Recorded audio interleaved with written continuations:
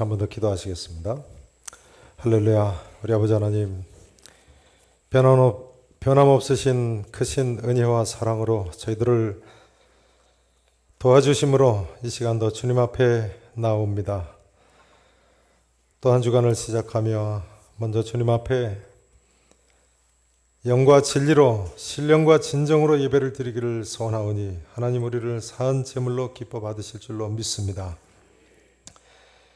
이제 다시 한번 말씀을 듣기를 원합니다. 진리의 말씀으로 우리의 심령에 소생함을 얻게 해 주시옵소서. 독수리를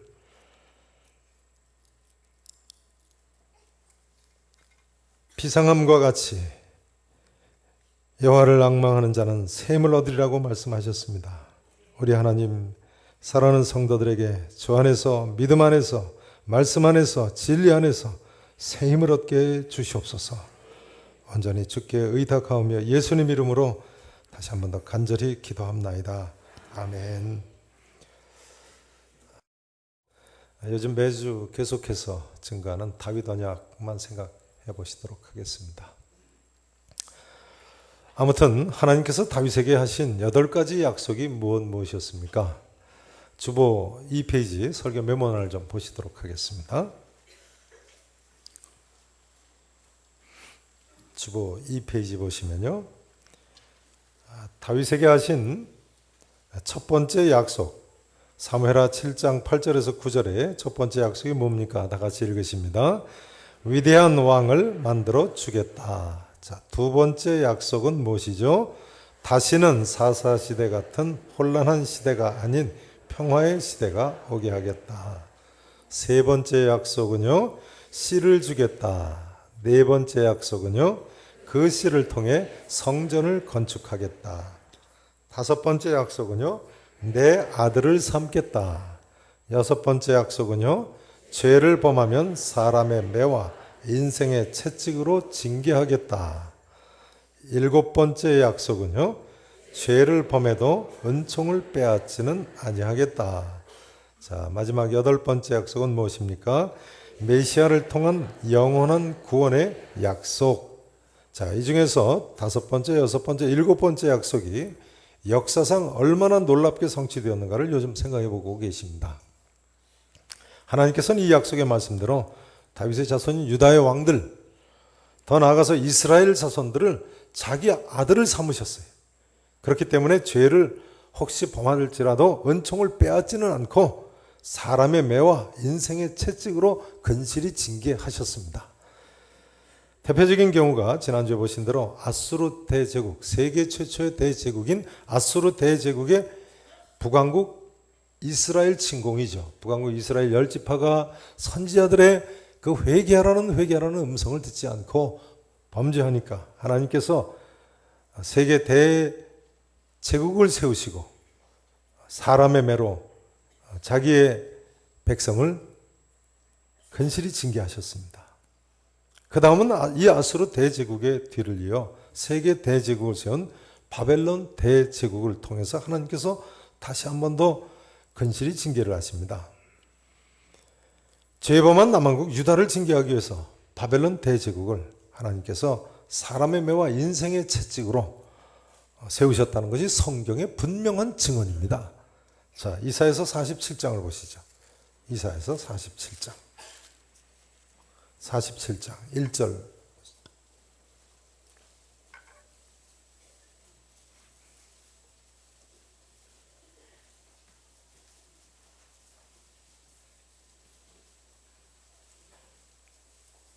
구약성경 1025페이지입니다.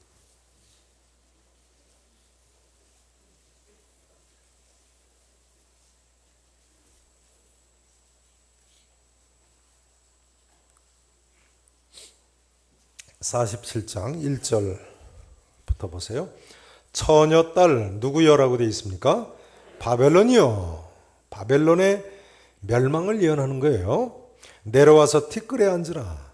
회개하라는 거죠. 딸을 갈대하여 보좌가 없어졌으니 땅에 앉으라. 왕이 없어졌어요. 내가 다시는 곱고 아립답다 일컬음을 받지 못할 것임이라. 자, 그 다음에요. 6절을 보세요. 6절 보시면요. 전에 내가, 여기 나가 누구겠습니까? 하나님께서요. 나 여호와가 내 백성에게 노하여, 누구에게 노했다고요? 하나님의 백성 이스라엘 자손들에게 노하셨다는 거예요. 그래서 내 기업을 욕되게 하여 그들을, 이스라엘 백성들을 누구 손에 넘겨줬어요? 내 손, 바벨론 대제국의 손에 넘겨주셨다는 거예요. 그러니까 바벨론 대제국은 죄범한 유다를 징계하기 위해서 하나님께서 세우신 사람의 매인 거예요. 내 손에 넘겨줬건을 네가, 너 바벨론이 말이죠, 그들을 긍휼히 여기지 아니하고 늙은이에게 내 멍에를 심히 무겁게 메우며 말하기를 내가 영영이 여주인이 되리라 하고. 그러나 사실은 이스라엘의 주인은 누구예요? 하나님이시거든요. 근데 자기들이 주인이라고 영원히 주인이 될 것 같이 행동을 했다는 거예요. 이 일을 내 마음에 두지도 아니하며, 이 일이 뭐예요? 하나님께서 자기들을 세워서 하나님의 백성을 징계하는 사람의 매로 세우셨다는 것을 마음에 두지 않는다는 거예요. 그들의 종말도 생각하지 아니하였도다. 그러므로 사치하고 평안히 지내며 마음에 이르기를 나뿐이라 나 외에 다른 이가 없다. 아주 교만한 거죠. 바벨론 제국 사람들이요. 나는 과부로 지내지도 아니하며 자녀를 잃어버리는 일도 모르려 하는 자여 너는 이제 들을지어다. 그 다음 두 단어가 무엇입니까? 한날에 갑자기, 한날에 갑자기 바벨론 대제국이 멸망할 것을 예언하세요. 하나님의 심판으로요. 보세요. 한날에 갑자기 자녀를 잃으며 과부가 되는 이 두 가지 일이 내게 임할 것이라. 자, 한번 여쭤보겠습니다. 대제국 바벨론 어떻게 멸망했을까요? 어떻게 멸망했을까요? 이 예언 그대로 한날에 갑자기 멸망했어요. 구판 성경에는 한날에 호련이라고 되어 있는데요. 이 바벨론 대제국이요, 한날에 갑자기 호련히 멸망해 버렸어요. 그 기록이 성경 어디에 나와 있습니까? 다니엘서 5장 30절에 나와 있습니다. 자, 다니엘서 5장 30절 31절을 보시겠습니다. 구약 성경 1242페이지를 보시죠.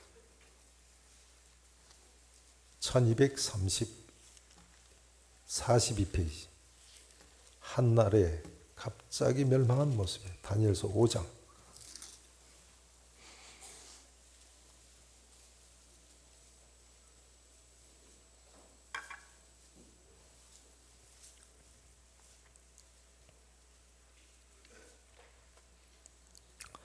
오 장 30절, 31절을 자, 마지막 두 절입니다. 함께 읽어보십니다. 시작. 그날 밤에 갈대아 왕 벨사살이 죽임을 당하였고 메대 사람 다리오가 나라를 얻었는데 그때 다리오는 62세였더라. 자, 메대 사람 다리우스 왕에 의해서요, 갈대아는 바벨론 남부 지역을 가리키죠. 바벨론 제국의 마지막 왕 벨사살이 죽임을 당했다는 거예요. 그런데 첫 두 단어가 뭐라고 돼 있어요? 따라서 하실까요? 그날 밤에. 이 그날 밤이 무슨 밤입니까? 저를 보세요. 바벨론 대제국은요, 벨사살이라는 왕이 귀족 1,000명을 모아가지고 잔치를 벌이다가 하룻밤에 멸망해 버렸어요. 그 앞에 내용이 그런 내용이죠. 술잔치를 벌이다가 영이 지나치니까 예루살렘 성전에서 뺏어온 금은 그릇을 가지고 나오게 해서 그것으로 술을 따라 마시다가 벼랑간 벽에 손가락이 나타나서 이상한 글씨를 썼다는 거 아니에요? 다니엘을 불러다 해독을 시키니까 메네 데겔 우바르시니라, 왕이 하나님의 저울에 달려서 부족함이 되었다 하고 그 뜻을 풀어서 해석을 했는데, 다니엘의 예언대로 그날 밤에 술잔치하다 멸망했다는 거예요. 한날에 갑자기 호련히. 누가 예언한 대로요? 이사야 선지자가 예언한 대로. 그러니까 하나님께서 다윗에게 약속하신 대로 근실히 죄를 지으면 징계하시겠다는 약속은 지난주에 보신 대로 1차적으로 솔로몬 왕을 통해서 성취가 됐고요. 2차적으로는 이스라엘 역사를 통해서 이처럼 성취가 된 것입니다. 그리고 3차적으로는 신약의 성도를 통해서 이 약속은 또한 성취가 되었습니다. 세 번째로 누굴 통해서 성취됐다고요? 신약의 성도를 통해서요. 그러므로 히브리서 12장 4절 이하에서 히브리서 저자는 이렇게 이야기합니다.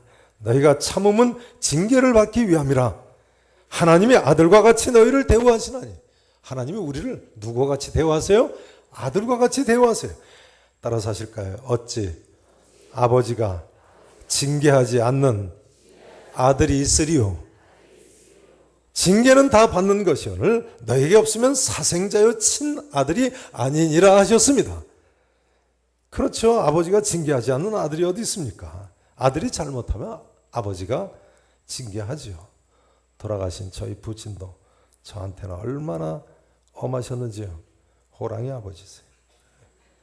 중학교 1학년 때 지금도 기억이 생생한데 방학 때가 돼서 이제 제가 방학을 하면 그 다음 날로 시골에 계신 할아버지 집에 책을 잔뜩 싸들고 내려갑니다. 공부한다고 싸들고는 가지만 공부합니까? 근데 며칠 지나면 이제 고등학교 선생님이신 저희 부친이 방학하고 내려오세요. 근데 며칠 후에 내려오시더니 영어책 가져와라. 그 아버지가 앉으시고 앞에 영어책 펴고 여기부터 읽어봐라. 그러시면 중학교 1학년 때 못 읽으니까요. 벌써 얻어맞기 시작한다. 아, 왜 영어책을 읽으라고 하세요? 한국말 책 읽으라고 그러시면 잘 읽었을 텐데. 아, 영어책을 찢어버리셨어요. 나중에 서울 와서 다시 사주시더라고요. 공부하라고. 근데 지금 보니까요. 그때 아버지 덕분에 제가 그래도 영어 몇 줄이라도 하는 거 있으면 그때 아버지 덕분에 한 겁니다. 호랑이 아버지 때문에 술도 못 마셨어요. 네. 예수 믿어서가 아니고요. 네. 지금 보니까 다 감사한 일이더라고요. 아버지가 징계하지 않는 아들이 있습니까? 우리 하나님 아버지도 마찬가지신 것입니다. 그렇기 때문에 이스라엘 역사가 곧 나의 이야기고 우리가 성경을 읽다가 때로는 웃고 때로는 울고 하는 것입니다. 이스라엘 왕들의 성공 이야기가 곧 나의 이야기고 이스라엘 왕들의 실패 이야기가 곧 나의 이야기 때문에 그렇습니다. 이처럼 하나님께서 근실히 징계하시겠다는 약속, 분명히 다윗의 후손을 통해서 2차적으로는 이스라엘 역사를 통해서 성취가 됐고요. 3차적으로는 영적인 다윗의 언약에 동참한 신약의 성도들을 통해서 성취됐습니다. 자, 이제 하나님께서 다윗에게 하신 7번째 약속이요. 죄를 범해도 은총을 빼앗지 아니하겠다는 약속은 역사상 또 얼마나 놀랍게 성취가 됐는지요. 이것을 하나님께서 다윗에게 하신 성도의 견인의 약속이라고 합니다. 무슨 약속이라고요? 성도의 견인의 약속. 영어로는 Perseverance of the Saints라고 합니다. 성도의 견인의 약속. 하나님께서 한 번 택하시고 자녀 삼으신 후에는 죄를 져도 결단코 버리지 않으신다는 거예요.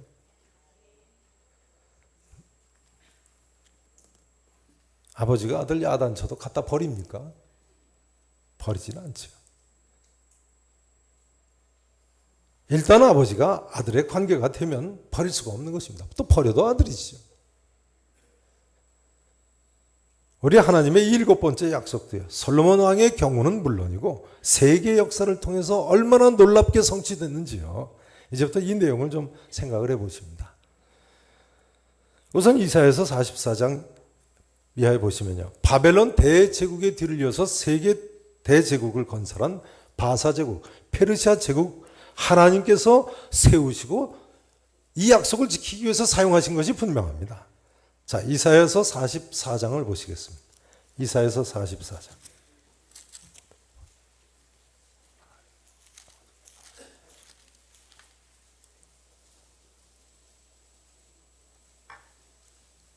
이사야서 44장.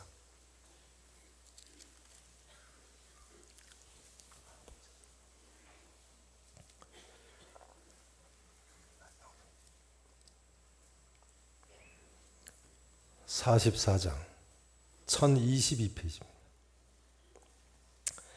자, 28절 이사야 선지자를 통해서 하나님이 예언하시는 것입니다. 이런 시대가 온다는 거예요. 28절 다 같이 읽으십니다. 시작.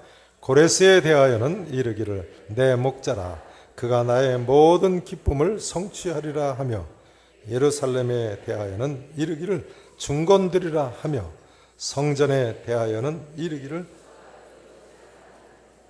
아멘. 보세요. 첫 단어가 뭡니까? 28절의 첫 단어가 뭐예요? 고레스. 이 고레스는요, 페르시아 제국을 대제국을 세운 고레스 2세를 가리킵니다. 고레스 2세에 대하여는 내 목자라, 나 하나님의 여호와의 목자라는 거예요. 여호와의 양떼를 돌보는 목자라는 거예요. 그가 나의 모든 기쁨을 성취하리라. 이 예언 그대로 페르시아 대제국의 고레스 황제가 들어서면서 바벨론 포로됐던 이스라엘 백성들을 다 되돌려 보내죠. 70년 만에 다 포로 생활을 끝내고 귀한 명령을 내렸습니다. 그 다음 보세요. 예루살렘에 대하여는 이르기를 뭐 하리라고요? 중건되리라.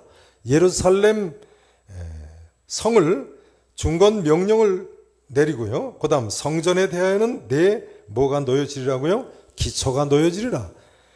고레스 2세가 예루살렘 성전을 중건하는 명령을 내렸습니다. 그럼 물자까지 보내죠. 바사 대제국, 하나님께서 자기 백성 이스라엘을 70년 만에 바벨론 포로에서 돌려보내시고 예루살렘 성전 중건하신데 사용하실 것이라는 것을 분명히 예언했어요. 그런데 역사상 이 사실이 분명히 이루어졌고 하나님께서는 분명히 자기 백성을 버리지 않고 다시 자기 아들들을 구원하시는데 이처럼 예언대로 사용하셨어요. 여러분, 페르시아 대제국 누가 세우셨습니까? 하나님께서 세우셨어요. 하나님께서 이처럼 자기 자녀들을 결단코 버리시지 않으신 분이신 줄로 믿으시기를 축원합니다. 우리가 구원을 확신하며 살아야 돼요. 하나님의 약속 그대로 놀랍게 고레스라는 이름의 사람이 나타나서 이렇게 하나님이 기뻐하시는 일을 행했다는 거예요. 그러면 바사 제국의 뒤를 이은 헬라 제국과 대로마 제국은 하나님께서 어떻게 사용하셨습니까? 헬라 제국과 대로마 제국도요. 하나님께서 또한 자기 백성들을 구원하시기 위해서 세우셨고 사용하셨습니다. 틀림없습니다. 이제부터 제가 드릴 말씀은요, 영국의 맨체스터 대학 교수였던 유명한 구약신학자 고 F.F. 브루스 교수가 갈파한 내용입니다. F.F. 브루스 교수는 총신대 교수였던 김세윤 박사님 지도교수였죠. 이 F.F. 브루스 교수가요, 하나님께서 헬라 대제국을 사용하셨는데 첫째로 언어를 사용하셨다고 했습니다. 뭘 사용하셨다고요? 언어를. 고대 그리스어는 그리스가 산이 많아서 도시국가가 발달하지 않았습니까? 그래서 방언이 많아가지고 서로 왕래가 없어서 방언이 많아서 아주 어렵습니다. 고대 헬라어는요. 그래서 일리어드나 오디세이 같은 그리스 고대 문학 작품들은 아주 어려운 헬라어를 사용하고 있습니다. 그런데 알렉산더 대왕이 헬라 제국을 통일한 후에 코이네라는 표준 헬라어, 쉬운 헬라어를 만들어서 사용을 했습니다. 근데 하나님께서 여기 보세요. 하나님께서 바로 이 코이네라는 쉬운 표준 헬라어로 이 신약 성경을 기록을 하게 하셨어요. 그래서 누구든지 많은 사람이 이 복음의 기쁜 소식을 읽을 수 있게 해놓으셨어요. 뿐만 아니라 하나님께서는요, 구약 성경, 히브리어 성경까지 예수님께서 이 땅에 오시기 무려 200여 년 전에 이미 이 쉬운 코인의 헬라어로 번역을 시켜 놓으셨어요. 70인역 성경이죠. 70인역 성경 들어보셨습니까? 이집트의 톨레미 2세 왕이 예수님이 이 땅에 오시기 200여 년 전에 이미 자기 나라의 알렉산드리아 그 큰 도시에 유대인들이 수십만 명이 살았다고 그래요. 100만 명 가까운 유대인들이 있었다는 설이 있어요.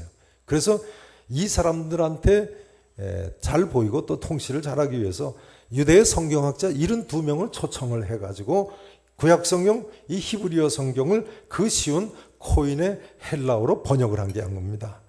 그래서 예수님 당시에는 구약 성경 이 70인역 헬라어 코인의 성경 번역본을 사용을 했어요.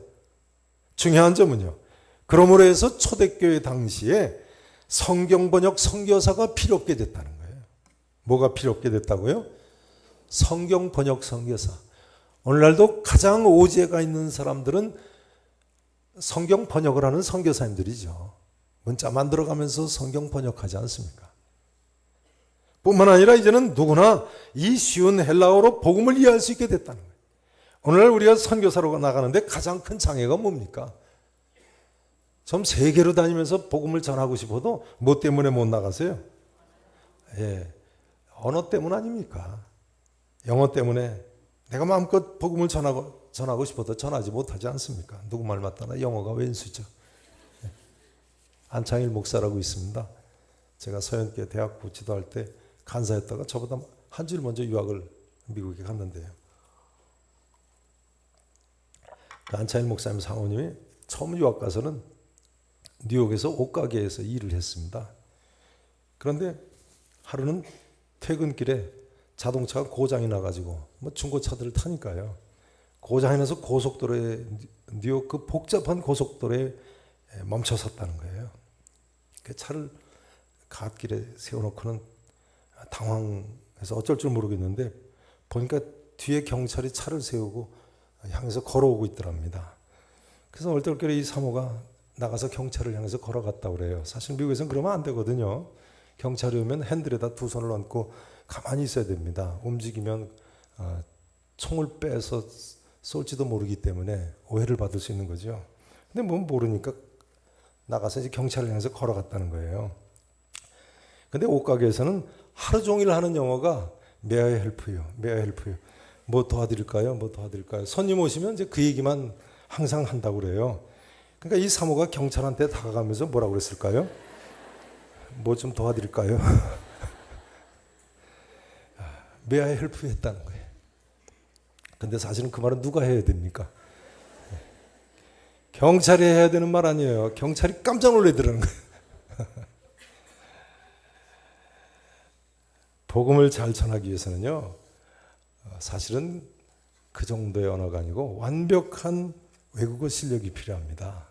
근데 이 완벽한 이중 언어를 한다는 것은 사실상 불가능에 가깝습니다. 유학 때 요시오 시미즈라는 일본 목사님이 같이 공부를 했는데요. 그럼 우리 총신에서 MDB 3년간을 공부한 분이세요. 그리고 사모님은 한국 분이세요. 그러니까 얼마나 한국말을 잘하시는지요. 근데 죄송한 말씀입니다만 그분이 가끔 하나님께서 설교를 하면요, 은혜가 된다기보다는 이야 한국말 잘하네. 설교 듣는 제가 말이죠. 그냥 그런 생각이 드는 거예요. 설교 듣다 보면 야 저건 일본식 표현이로구나. 야 저 표현은 이렇게 좀 바꾸면 좋은데. 그런 생각이 앞장서는 거예요. 그런데 하나님께서는 알렉산더 대왕을 통해서 언어를 통일해 놓으셨고 후에는 완벽하게 이중 언어를 사용하는 한 사람을 부르셨다는 거예요. 그 사람이 누굽니까? 사도 바울입니다. 자, 사도행전 21장을 보시겠습니다. 사도행전 21장.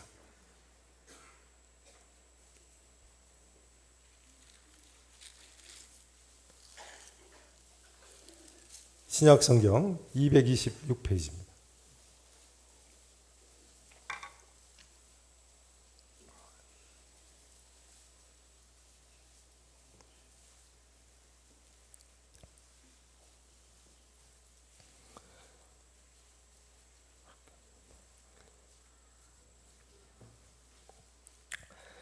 (21장)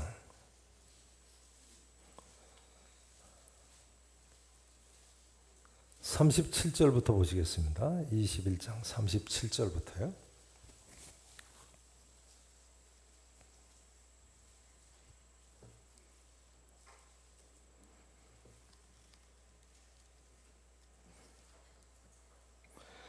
(37절) 보세요. 바울을 데리고 영내로 들어가려 할 그때에 바울이 붙들려 가는 거죠. 바울이 천부장에게 이르되, 예루살렘 성에 있는 한 사람의 고관이죠, 천부장한테 끌려갔어요. 바울이 뭐라고 합니까? 내가 당신에게 말할 수 있느냐? 37절입니다. 이르되, 그러니까 천부장이 하는 말이죠. 네가 어디 말을 아느냐 합니까? 헬라 말을 아느냐? 천부장이 깜짝 놀랐어요. 그러면요, 바울이 내가 당신에게 말할 수 있습니까? 한 말은 어느 언어로 한 말입니까? 헬라어로 물어본 거죠. 그러니까 이 천부장이 깜짝 놀랐어요. 내가 헬라 말을 아느냐? 왜 놀랐냐면요, 그때 당시에는 일상 용어는 아람어입니다. 아람어.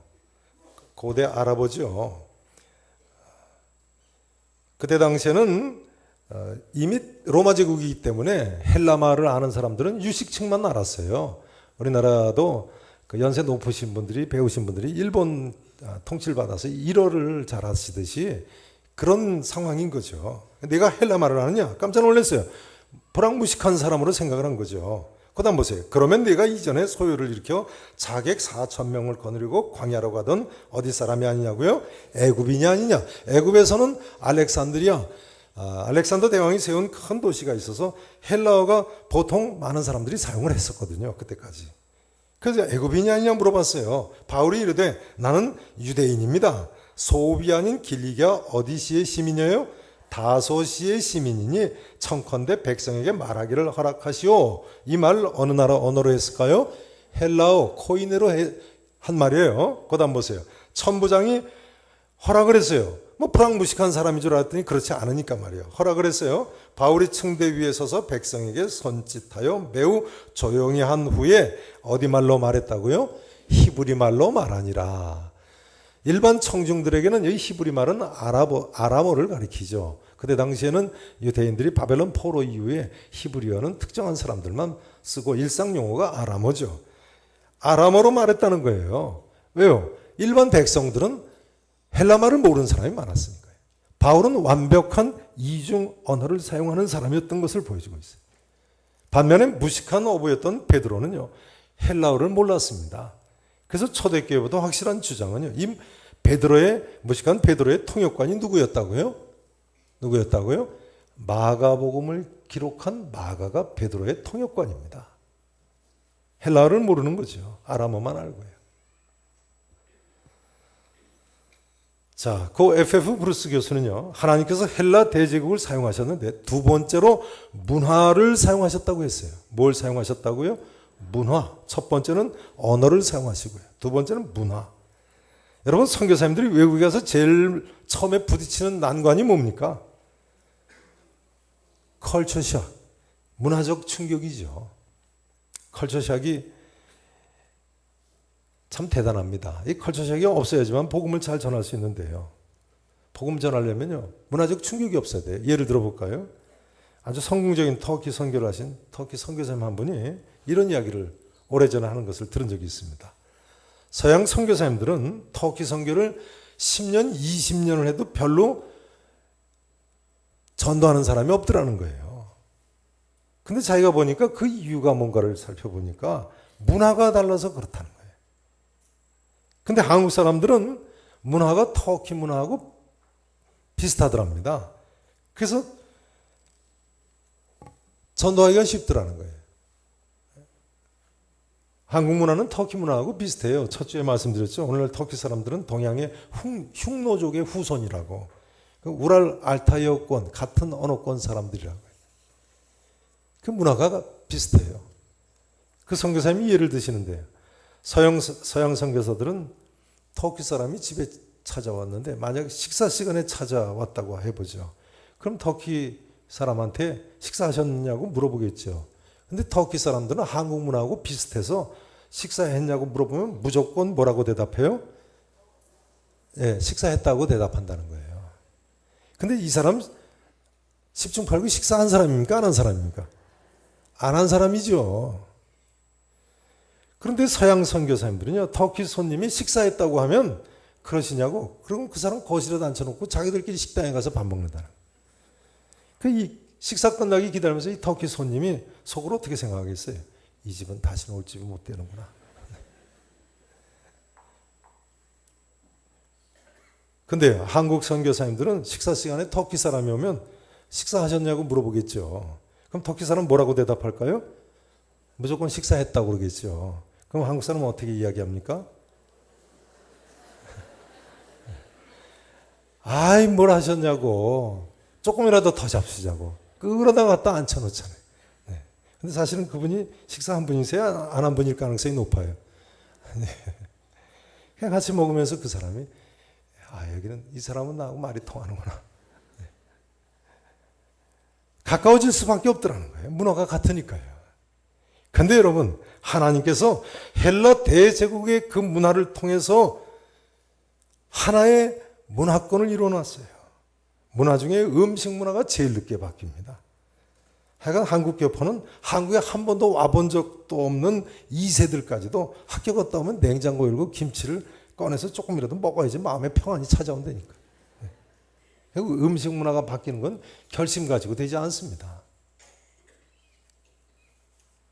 그런데 여러분, 헬라 문화가 얼마나 선진 문화입니까? 오늘날 서양 문화가 헬라 문화의 토대 위에 이룩된 거 아닙니까?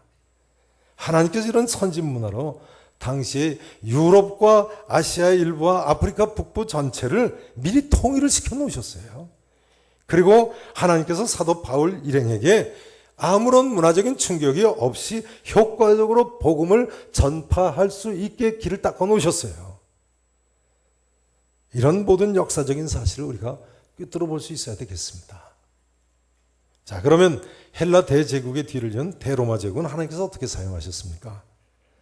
대로마 제국도 또한 하나님께서 자기 백성을 구원하기 위해서 세워놓으셨습니다. 자, 이 부분은 부득불 다음 주에 또 하셔야 될 것 같습니다. 다음 주에도 빠지지 말고 나오셔야 되겠네요. 네, 되셨습니다. 같이 한번 기도하시겠습니다.